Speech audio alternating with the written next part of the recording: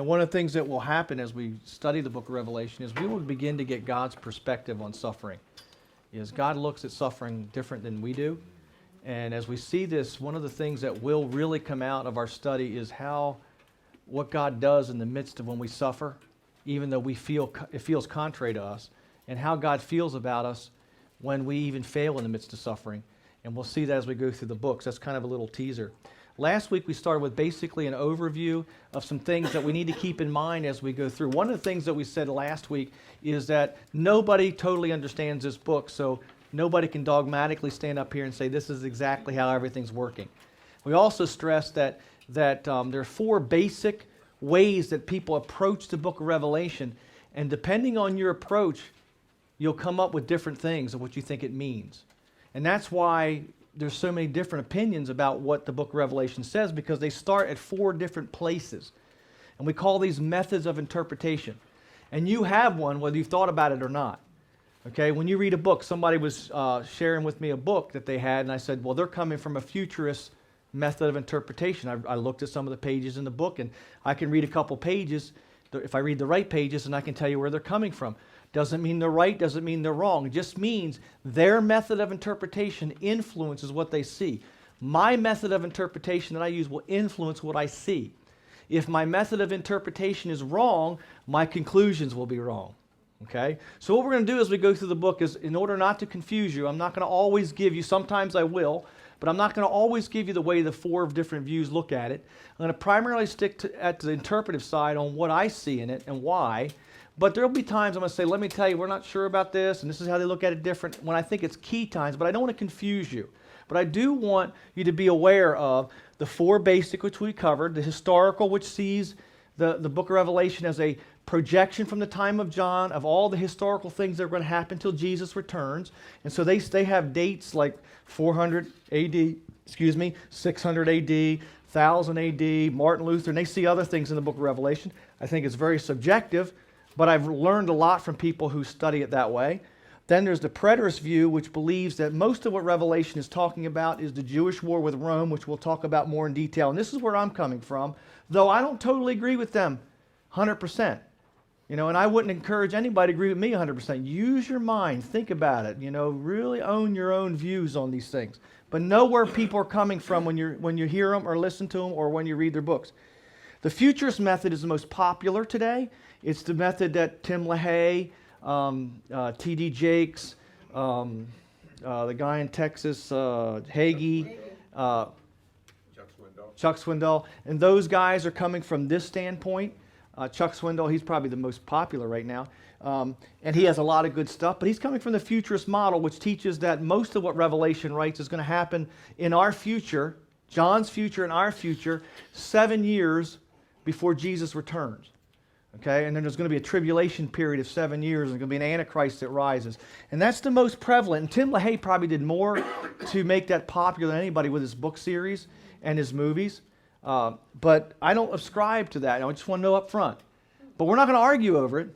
Okay, I still believe in the rapture. I just believe these things are going to happen differently, and I think we have different opinion how it's applied.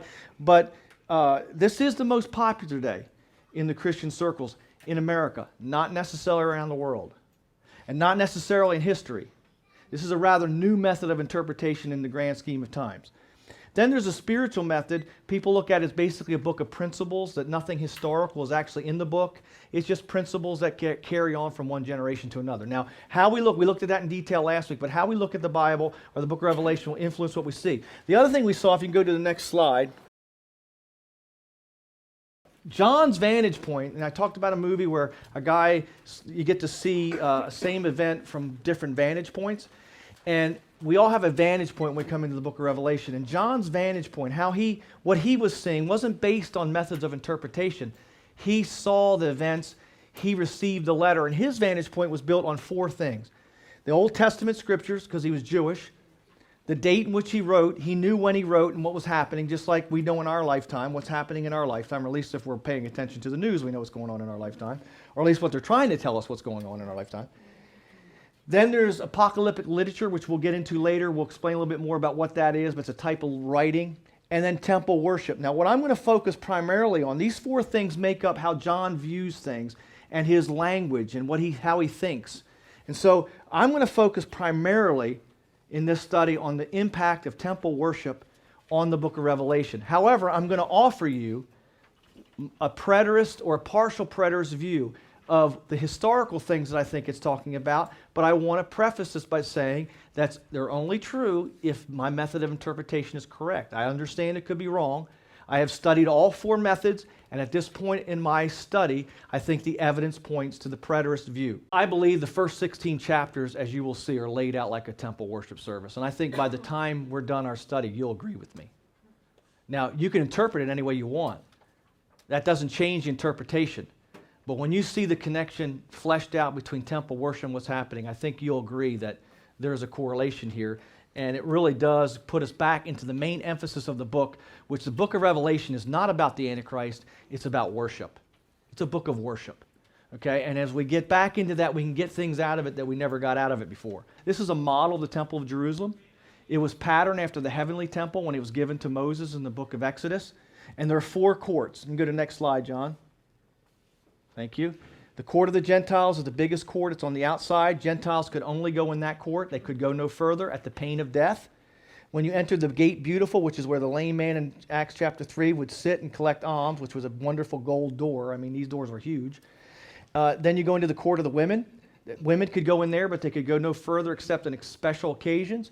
Then they went in up the steps to the gate of Nicanor, which is right here, which led into the court of the men or court of Israel. This is where the men could come, but they could go no further. And so there's a court in here where the altar of burnt offering is. And this is where the priests actually did their services. And then here's the temple building itself. And that was divided into 2 sections, the holy place and the holy of holies. We're going to review all this as we go. Okay? But this is kind of basic layout. Now, so when you think of the book of Revelation, I want you to begin to think of the temple layout. Because as you get familiar with the temple layout, you're going to begin to see things in the book of Revelation you never saw before, because it's a temple worship service and it takes place in a heavenly temple that is reflected in this setup. Okay? So that's what we covered last week. Now we want to go ahead and enter the book of Revelation. Let's start in verse 1, chapter 1. We'll read verses 1 through 3. Who would like to read that real loud for me so that I can save a little bit of voice? The revelation of Jesus Christ, which God gave him to show his servants things which must shortly take place. And he sent and signified it by his angel to his servant John, who bore witness to the word of God and is the testimony of Jesus Christ to all things that he saw. Blessed is he who reads and those who hear the words of this prophecy and keep those things which are written in it, for the time is near. The first 2 words tell us what the book of Revelation is about. It's the revelation of Jesus Christ. It's not the revelation of the Antichrist. It's not the revelation of the end times. It's the revelation of Jesus Christ. Now, the word revelation comes from the Greek word apocalypsis. In fact, I had a whiteboard. I was going to put a whiteboard up here, and I was going to write it in Greek to impress you. I've always wanted to do this. But the Lord humbled me by us not having a whiteboard so I could impress you, but I'm going to do it next week. The word apocalypsis comes from 2 words. One is apa, and your words there in your notes, apa, means from. And kalypsis, which means to cover. It means to take the cover from. It means to unveil.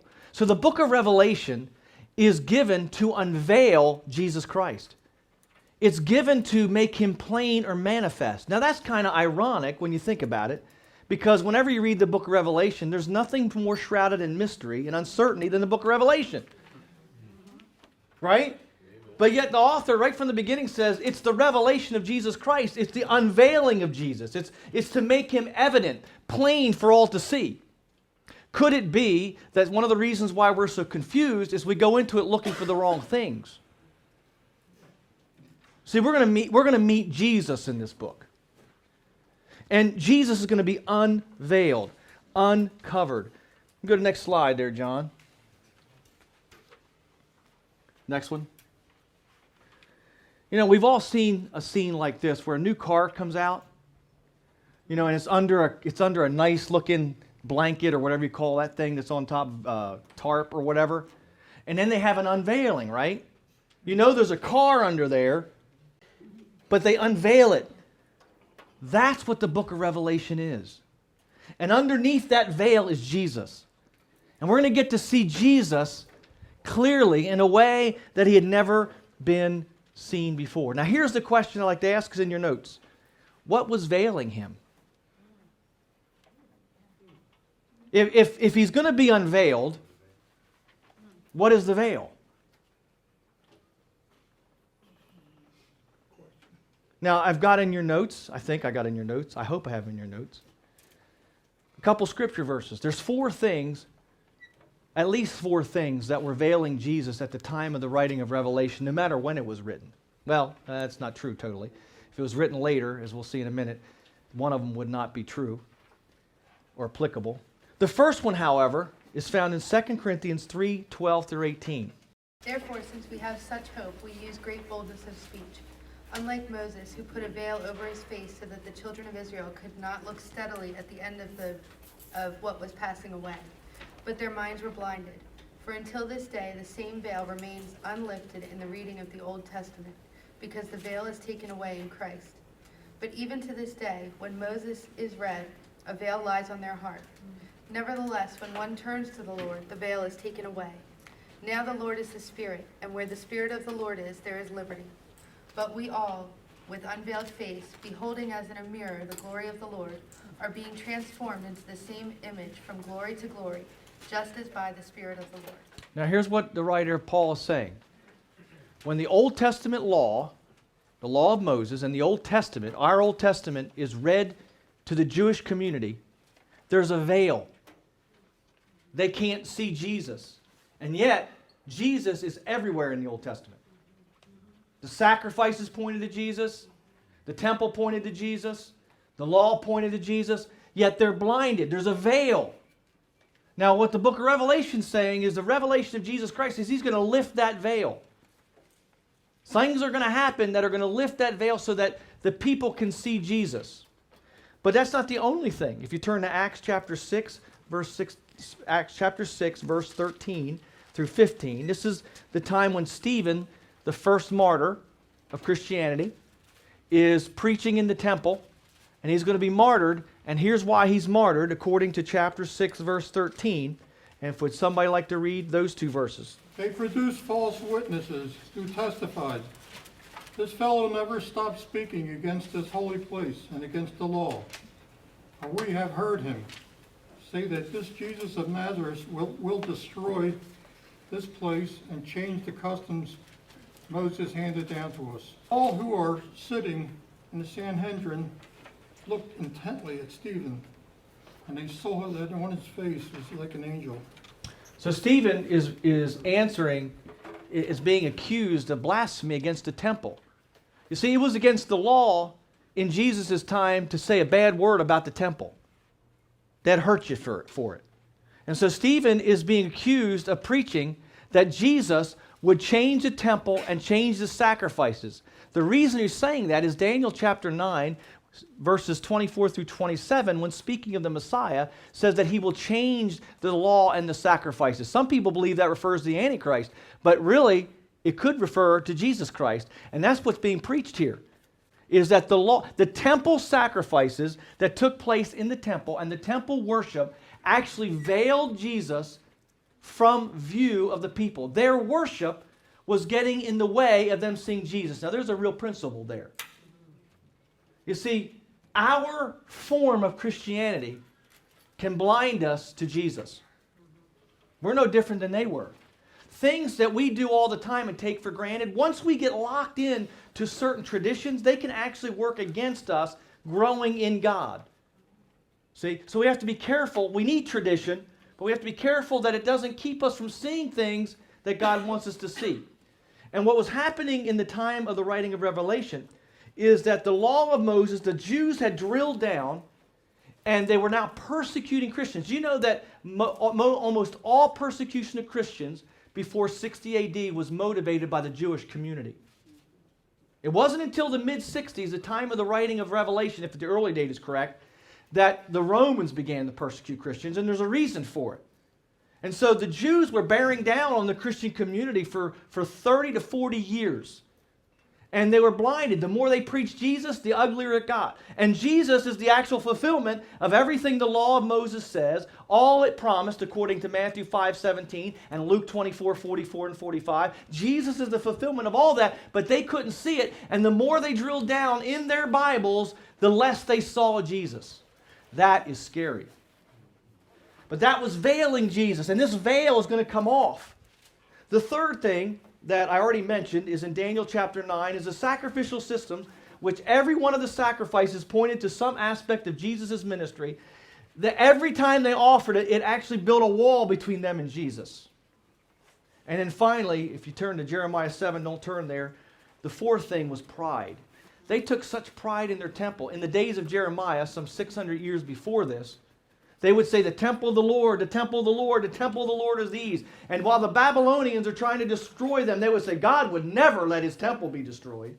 Meanwhile, Jeremiah is going around saying, God's not only going to destroy the temple, he's going to send you all into captivity. And they put him in jail in a cistern and almost killed him because he had the audacity to go up against their church building. Now, back in Jesus' day, as you fast forward into Jesus' time, and around the turn of the time of 60 to 70 A.D., when this was written, they still had that same mindset that God is in his holy temple, and he would never let anything happen. And it actually veiled them from seeing Jesus. What the book of Revelation is talking about is that Jesus will remove this veil. Or this veil will be removed from Jesus, as we'll see by certain events that will take place. Notice back in Revelation chapter 1. I need to get back there myself. In Revelation 1, watch what he says again. He says, the revelation of Jesus Christ, which God gave to him to show his servants things which must take place shortly. What things? What the first three verses are saying, some things are going to happen that's going to take the veil off so that Jesus can be visible. What things? Now, before we talk about what things, we have to talk about when this book was written.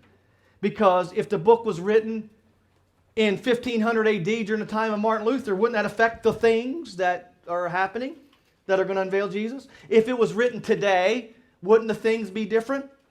I mean, it'd be easy to say things are happening so that Jesus is going to be revealed. Because, in fact, he might very split the sky before the night's over when you look at what's happening in our world today, huh? See?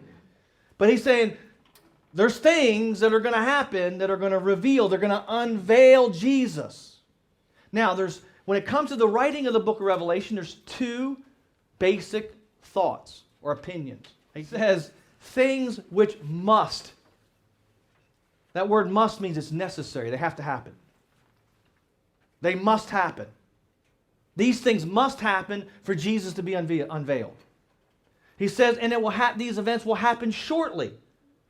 Now, I can't tell you the gyrations that scholars go through to fit this definition of this word into their theological system. I mean, here's what a lot of people say shortly. Shortly is the word tacos.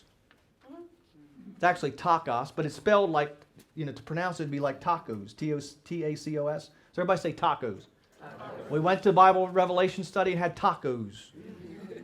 Now, tacos, or tacos, really, technically, the way it sounds, it means shortly or a short period of time. So I have a computer program that lists every verse where quickly is used. Okay, look at Acts 25:4. This is a good illustration of how the word tacos and what it means.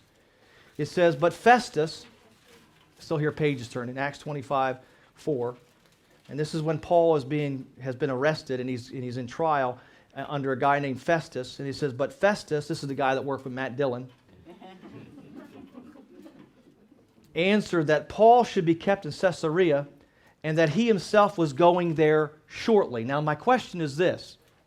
That's the word tacos. Does he mean quickly, like he's going to get off his throne and like run real fast to go see to Caesarea? Or does he mean a short period of time between when he's seeing Paul and when he's going to get there? And I would challenge you, take a concordance.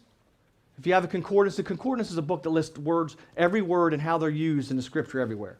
And if you just do a concordant study of the word quickly or shortly and the words that are synonyms for this word takos, you'll find that it means quickly, but it doesn't mean quickly in the sense I'm going to run fast. It means quickly in the sense that what's happening right now, the very next thing that you want to do is do it quickly.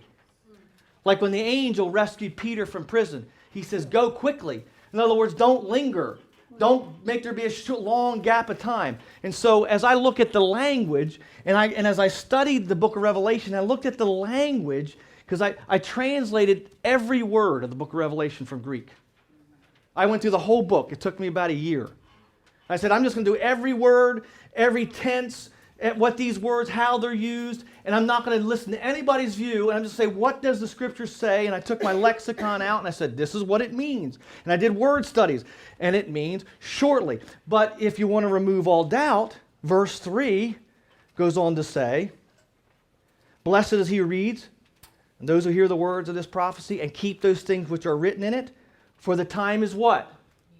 Near. Now, that's another Greek word. The word time is the Greek word kairos. And you have to remember all these words. If they're important, I put them in your notes. Don't remember that, but hear what I'm saying. The word kairos is a different word for time. It's the word for a season, when things are right for something to happen. Like a season of life. I'm in my kairos season of midlife. Kairos season. I'm in midlife. That means I want to buy a convertible. I want to get a perm. And I want to have a gold chain. And I want to go do some disco dancing. Now, when I say that, what I've just told you is what we joke about as the circumstances of midlife. Those are things that we can see and predict about seasons of life. And Kairos is a season. We have the fall season starting. So the grass, if you notice, the grass isn't growing as quick. And the grass is thinner, the grass that is growing. And the days are getting shorter. And the nights are getting colder. That's the word Kairos, season. And he says that season for these things to happen, because things happen in seasons. Have you ever noticed that? They happen in seasons. You didn't get a groove season, everything's going well. And then you get in a bad season, everything's going poorly. But things seem to happen in bunches. We say things happen in threes. Seasons, right? He says the season for all these things that are going to unveil Jesus are near. Now that Greek word is the word angus. And it means near. It means like not very far away. Isn't that amazing? That the word near means near. Let's go back to Sesame Street. Near? Far. Sometimes on this stuff we outthink ourselves. But you know why we all do it? And I'm not here to criticize any writer because I've done it. I still do it. I'm fighting the tendency. It's because we come into the book to get it to confirm what we already believe. Start reading the book and listen to what it says. And I promise you, if you learn to do it that way, you're not going to figure out when Jesus is going to come. You're not going to get all your doctrine right, because no one has all their doctrine right. No one. But I will tell you what will happen. God will talk to you. He'll begin to talk to you. He'll begin to change your life. But you got to approach the book saying, I'm not trying to, see, when I study a subject like this, when I pick it back up, I'll leave it for a while, I start over fresh. I don't care what I believed in the past, what does it say? What is it saying? Because it's amazing to me how I can let go of this for 6 months. And when I pick it back up, I say, I never saw that before, and you know what? I need to look at that. Because as I study and read and write, because I'm writing this stuff now, if I'm not careful, I write the same thing that I've already thought I saw all along. And that can blind me. And so when it comes to the timing of when this was written, it's very critical because he says these things are going to happen soon. Now, writers that take the futurist model have to go to quickly, because if it doesn't happen quickly, it's going to happen soon, we got a problem. Now, if they're right and they mean quickly, I'm like, it's kind of going against the grain of the rest of the way that, trust me, do a study of the word quickly. Okay, you'll be converted. Because that's how I got converted. But if it's not going to happen quickly, that means that a lot of these events happened in John's day. Okay? Now, if I'm wrong on that, burn me at the stake. Go ahead. No, I'm just kidding. Don't burn me at the stake. But at least look at that. Okay, now I'm not saying that when Jesus comes, it's not going to be quickly, because it says in the moment of the twinkling of an eye. That's quickly, that's quick. That's not even quickly, that's quick. But what John's saying, and he removes all doubt when he does in verse 3, that the time is near. Now, I'm going to skip, and I'll come back to it in just a moment here on the early date, late date. But turn with me to Revelation chapter 22:10. See, we're studying right now the introduction. This we're going to study here right now is the conclusion. He starts by saying, these events are going to happen very soon that are going to unveil Jesus. Now watch what he does at the end of the book. Okay, verse 10. And I'll read that for time's sake. And the angel said to me, do not seal up the words of the prophecy of this book, for the time is at hand. Now, what does the time is at hand mean? It's soon, right? It's like the next page. Okay. He says, don't seal them up. Because what? The time is near. Now turn to chapter 10 of Revelation, verse 4. When the seven thunders, which is the voice of God, uttered their voices, I was about to write. This is John speaking. But I heard a voice from heaven saying to me, seal up the things which the seven thunders uttered, and do not write them. Now, what did he say in chapter 22? Don't seal up. Didn't that what he said? Mm-hmm. Here he's saying, seal up the words. Then the angel whom I saw standing on the sea and on the land raised up his hand and swore to heaven. Verse 7, but in the days of the sounding of the seventh angel, when he is about to sound, the mystery of God would be finished, as he declared to his servants the prophets. So here you have one section saying at the end, he's saying, hey, don't seal these things up because the time's near. And in chapter 10, he says, seal these things up for they're not for everybody. These are just for you, John. They're not from everybody else. So the words of John in Revelation were not to be sealed up. The ones that were for his audience, the ones that were for the people he was writing to, for them to understand, were not to be sealed up because they needed to hear them because the time was near. Now these other words were just for John. He said, they don't get to know those. We don't know what he said. Then he goes on to say, changes gears. He said, but know this. He says, when the seventh trumpet sounds, and we'll get there in about 3 or 4 months, when the seventh trumpet sounds, the mystery of God will be finished. Now we're going to see what that means later, but that's a little teaser. What I'm trying to show you here is that when it comes to the time of the events that will unveil Jesus, and we could go through the whole book and I can show you time reference after time reference after time reference. I did it. I'm just giving you the cream of the crop here. He's saying it's going to happen soon. Now, the question is, when was he writing? So when does soon mean? Because of when he was writing. Now we get into a debate here. Are you starting to notice that people debate about everything about the book of Revelation? They do. You're going to have to decide what you believe on all these things for you to come to a conclusion. It's okay. And it's okay to disagree. You might even be right. But what I really want you to get is to a point where when you read a book, that you use what they call critical thinking on any subject. You just don't imbibe what they're saying. Just because Dr. Swindoll says it doesn't make it right.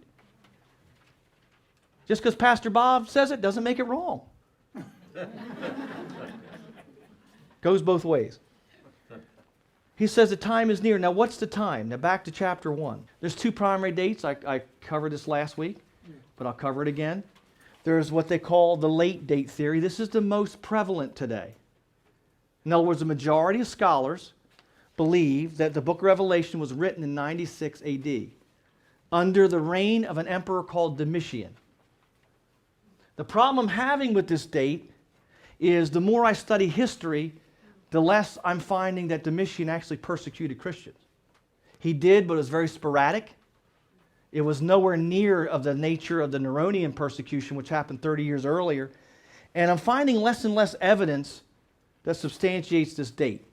Now, that means I got one other date to choose from because it's one of these two. When you look at extra biblical literature, that means things outside the Bible and history, which I'm not an expert on, but I have read materials, and I just think that the evidence points to the book of Revelation being written somewhere between the end of 64 AD and the end of 68 AD. I put 66 to 70 as a general. The reason I say that is the Neronian persecution set the template for the rest of the Roman persecutions for the next 200 years. Nero is referred to throughout history as the worst persecutor of the church.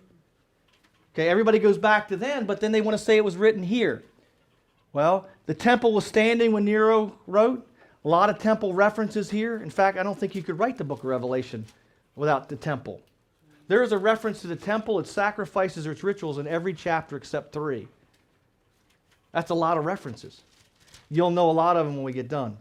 So when I look at the evidence, and there's a book that if you're really a reader, there's a book I would encourage you to read called Before Jerusalem Fell by Kenneth Gentry. His whole book is about these 2 dates. And I think he makes a wonderful case, and he answers the questions against it because he does a question and answer kind of thing. And I'm just being honest. Where I'm right now, I believe it was written here. I could be wrong. But that will infect or affect how I view the book. Got it? I can't be any more transparent than this. Okay? I don't want to argue. I want to learn. So when somebody tells me something I haven't heard before or factored in, I take that and I look at it. And if it changes my mind, I get up and say I was wrong. Quickly, I already talked about quickly. Near. I think the evidence points to near. Okay? But there are good people, smarter than I am, disagree with me. I just think they're wrong. Okay? And I got a lot of reasons for that. So that means, we go back to the last slide, or the last 2 slides.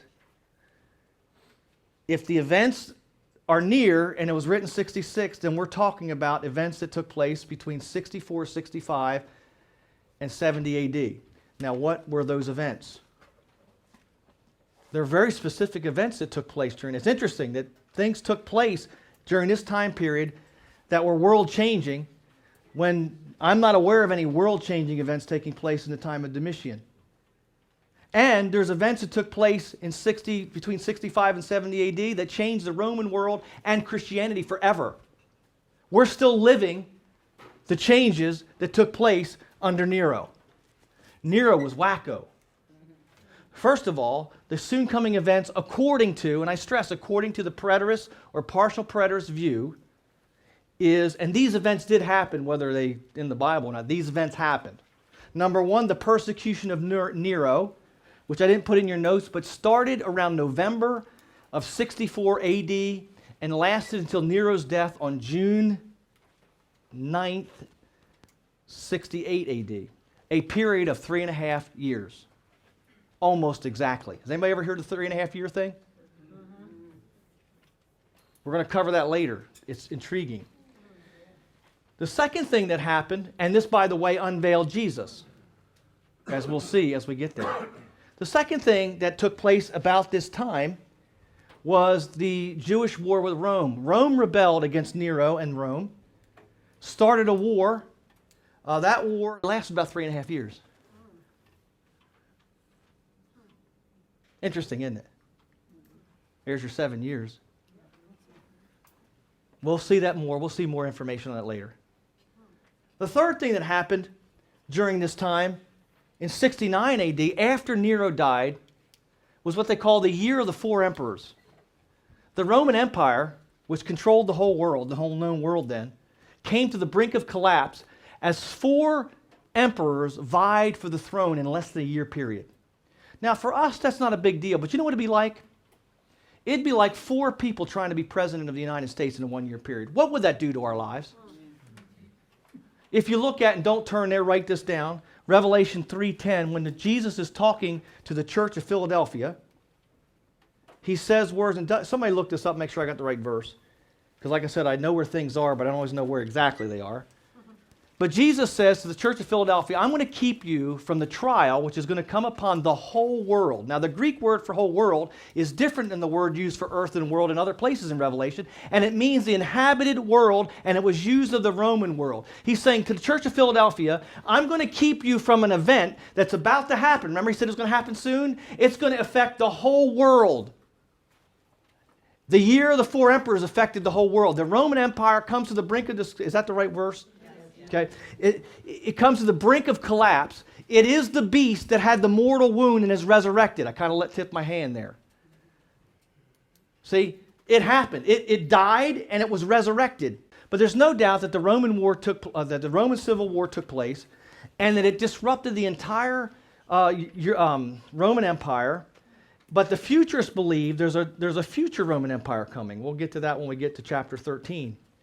If I keep going, it'll be in 7 years tribulation. But we're going to get through this book. So if you missed one, go online. You know, because what I want you to do is to be able to go back and look at this and say, I'm going to study that point, and I'm going to see if Pastor Bob's right. And look, if you learn something and you think that it would help me, send me an email. Just be nice. You know, I spent a lot of time on this stuff, so if I'm wrong, I got a lot invested here. And it really will tick me off if you spend 5 minutes and you learn something I didn't in the thousands of hours I've spent. But I will listen to you.